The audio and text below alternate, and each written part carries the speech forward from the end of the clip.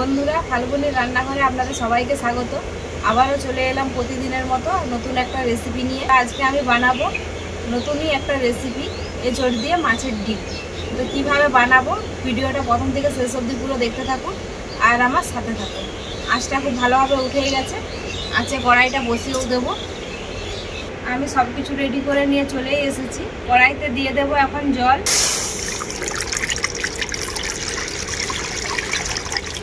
এরপর আমি কড়াইয়ের মধ্যে দিয়ে দেব কেটে ধুয়ে পরিষ্কার করে রাখা এঁচড়।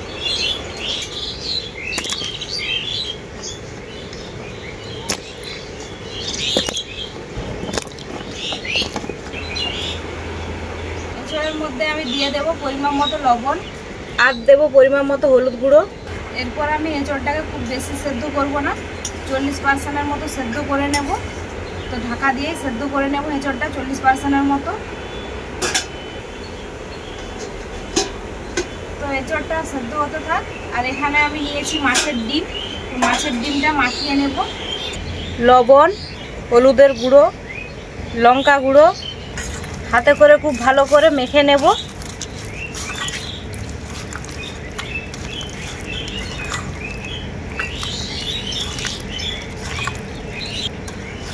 তো মাছের ডিমটা আমি খুব ভালো করেই মেখে নিয়েছি। এটা এখন রেখে দেবো কিছুক্ষণের জন্য। মাছের ডিমটা তো আমি খুব ভালো করে মাখিয়ে নিলাম। আর এখানে বাটিতে নিয়েছি আমি টক দই। টক দইয়ের সাথে কিছু গুঁড়ো মশলা আমি খুব ভালো করে মিশিয়ে নেব।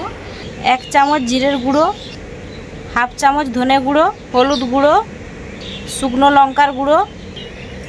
এরপর আমি টক দইয়ের সাথে মশলাটাকে খুব ভালো করে মাখিয়ে নেব এভাবে।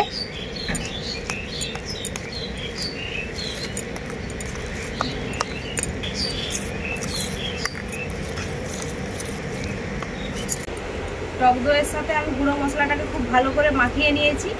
এটাও আমি এখন রেখে দেব। কিছুক্ষণের মতো হয়ে গেছে, ঢাকাটা খুলে দেখে নেব। এঁচড়গুলো কিন্তু 40%-এর মতোই সেদ্ধ করে নিয়েছি। এখন তুলে নেব।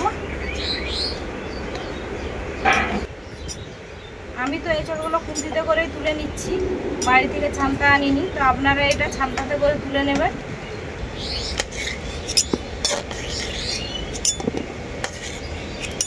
এঁচড়টা তুলে নেওয়ার পর কড়াইটা আবারও ধুয়ে পরিষ্কার করে বসিয়ে দিয়েছি উনুনে। কড়াইয়ের মধ্যে এখন দিয়ে দেব সরষের তেল।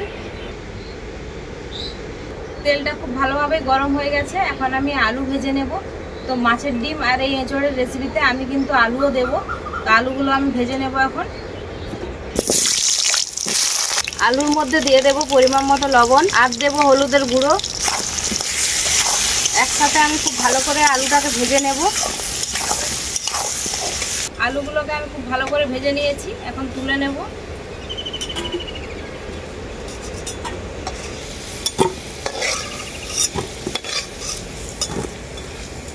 ওই আলু ভাজা তেলের মধ্যেই আমি এঁচড়গুলোও ভেজে নেব।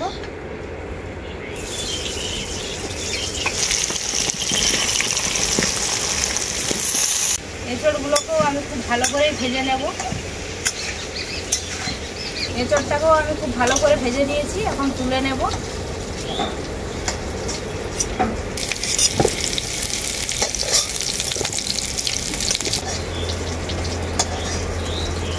কড়াইয়ের মধ্যে দিয়ে দেব আবারও সরষের তেল।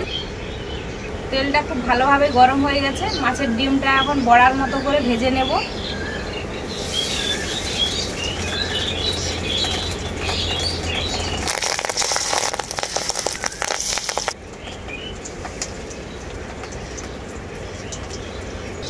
মাছের ডিমটা এক পিঠটা ভাজা হয়ে গেছে, আর এক পিঠটা পাল্টে নেব।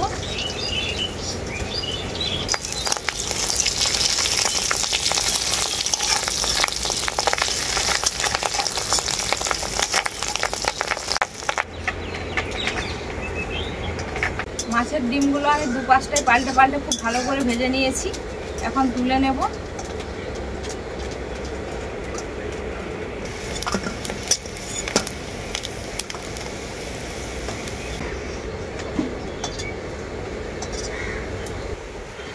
বাকিগুলো আমি একইভাবে ভেজে নেব।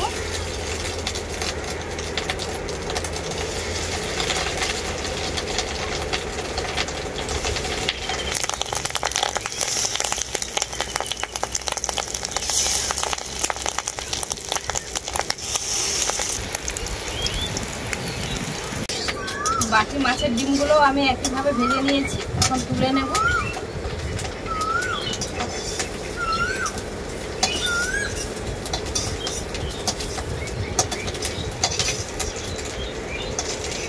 কড়াইয়ের মধ্যে দিয়ে দেবো আবারও সরষের তেল এঁচোড়ের রেসিপি বানানোর জন্য। কড়াইয়ে ওই গরম তেলের মধ্যে দিয়ে দেবো কেটে রাখা পেঁয়াজ।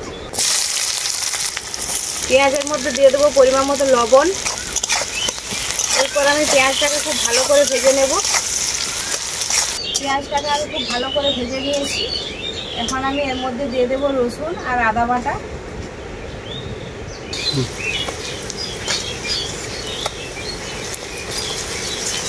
আদা রসুনটাকে পেঁয়াজের সাথে আমি খুব ভালো করে ভেজে নেব। আদা রসুন বাটাটাকে ভালো করে ভেজে নিয়েছি। আদা রসুনের কাঁচা গন্ধটা বেরিয়ে গেছে। এখন টক দইয়ের সাথে যে গুঁড়ো মশলাটা আমি ভালো করে মিশিয়ে রেখেছিলাম সেই মশলাটা দিয়ে দেবো এর মধ্যে। আর দেবো কাজু বাদাম বাটা, কাশ্মীরি লঙ্কার গুঁড়ো কালারের জন্য। একসাথে খুব ভালো করে মশলাটাকে আমি কষিয়ে নেব। এর মধ্যে টমেটো কুচিটাও দিয়ে দেব।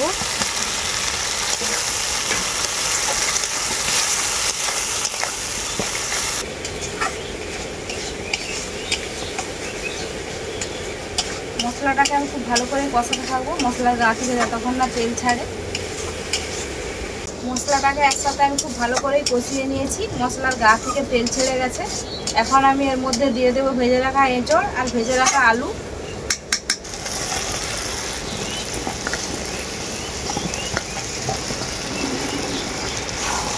আলু আর এঁচোড়টাকে মশলার সাথে আমি খুব ভালো করে কষিয়ে নেব।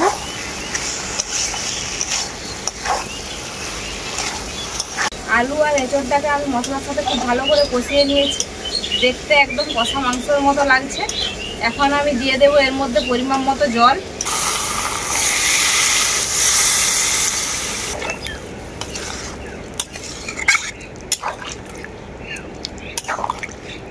এরপর আমি ঝোলটাকে খুব ভালো করে ফুটিয়ে নেব।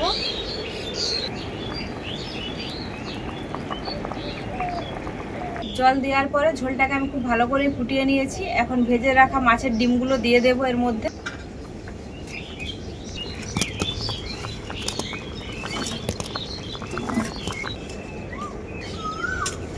আবারও আমি ঝোলটাকে কিছুক্ষণের জন্য ফুটিয়ে নেব।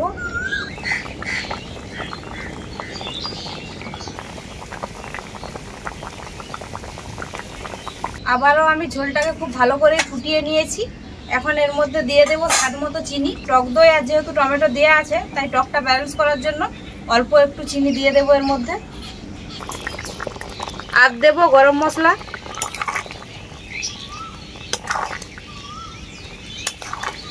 চিনি আর গরম মশলাটা দেওয়ার পরে হালকা একটু নাড়াচাড়া করে নেব। এঁচোড় আর মাছের ডিমের এই রেসিপিটা এখন আমার পুরোপুরিভাবেই রেডি। নামিয়ে নেব।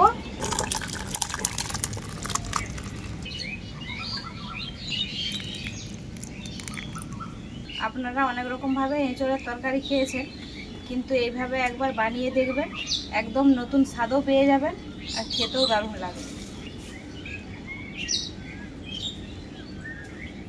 ঝোলটা এত সুন্দর হয়েছে, আমার মাংসের ঝোলের স্বাদকেও হার মানিয়ে দিচ্ছে।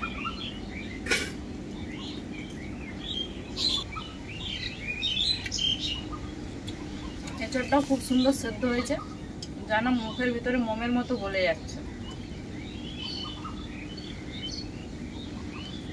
আর আলুটাও খুব সুন্দর গলে যাচ্ছে দেখুন।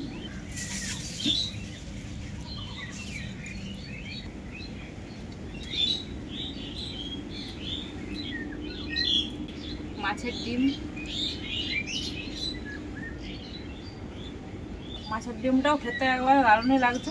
সব মিলিয়ে আজকে রান্নাটা কিন্তু একদমই দুর্দান্ত স্বাদ। এইরকম রেসিপি হলে এক পদেই ভাত খাওয়া হয়ে যাবে, আর কিছু লাগবে না। তো বন্ধুরা, এঁচোড় আর এই মাছের ডিমের রেসিপিটা আপনারা দেখলেনই তো কীভাবে আমি বানালাম। তো আপনারাও এইভাবে বাড়িতে বানিয়ে নেবেন। বাড়িতে বানিয়ে খেয়ে আমাকে কমেন্ট করে জানাবেন যে এঁচোড় আর মাছের ডিমের এই রেসিপিটা কেমন হয়েছে। ভিডিও ভালো লাগলে লাইক শেয়ার সাবস্ক্রাইব অবশ্যই করে দেবেন।